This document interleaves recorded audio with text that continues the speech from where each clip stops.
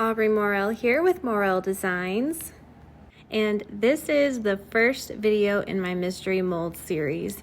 A quick backstory on this: I was on Facebook and I saw a post where a lady had a bunch of molds behind her house. The house was kind of abandoned and it was in a jungle, so I had to go and sort through hundreds of molds to find some that were good enough and usable. So I ended up with 48. When I got home, I had to throw away a couple more just because they were too broken to use. But here we are. We're going to get started on it.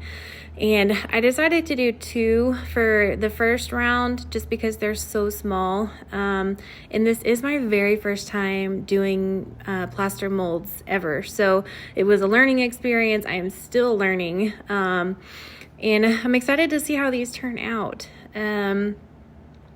Again, they're very small, so they didn't take very long to sit. I think it was about 5 minutes to sit, and then I left them upside down for about 30 minutes, and then a little bit later they were ready to be opened, so I thought. This first one, number 1, gave me quite the fit trying to get those out of there. If I would have waited a little bit longer, they probably would have come out easier. But you know me, I'm impatient, and I was so excited to see what they looked like. They are really cute flowers, and there's a lot of potential for these. That large daisy one, there's the plaster is kind of broken on that edge, so the daisy didn't come out quite perfect, but easy enough to fix, I suppose. But I have some ideas for these as far as attaching them to mugs or making them like the handle for a lid, or just so many ideas. I think these, I'm going to turn them into magnets because I didn't have anything else ready to attach them to when they came out. So they're already dry now, and I'm going to bisque fire them and then glaze them at that point. So I'm probably going to make them magnets. But I'll have a video on how I choose to glaze those and what I end up doing with them, just to kind of give you a final result. That'll be in a separate video. This one is just the unmolding. So again, these took a long time to get out of the mold. I wasn't sure exactly how much to cut off, and I think I did ruin one of them because I pulled too hard on that stem and it pulled like the core of the flower out, so that one I lost. But the rest of them turned out pretty cute, and there was one that had like a 2-part deal, which you'll see me put together kind of at the end there, and it turned out really cute. You can see just how long it took to get those out of there.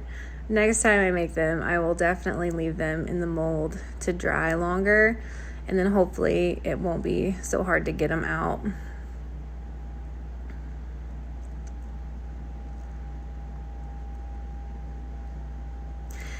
And again, this is the first time I've ever done molds. So if you guys see me doing something that you have a tip for, or you think that you have experience and you know what works and what doesn't, and how long to leave things and all of that, let me know. Yeah, again, I don't know how long to leave things at this point. Still new to all this, but learning as we go, and that's fine. This second mold was absolutely adorable, and it's kind of nostalgic.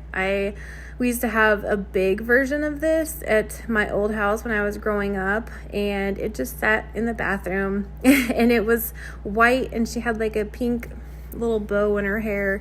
So it's so cute. I'm gonna let my daughter, I'm making a few of those just because I want to try different glazing on them, but I'm going to let my daughter paint one, which will still film it, and then I'll make a couple myself. Probably one I'll make to look like the old one that I used to have, just for fun.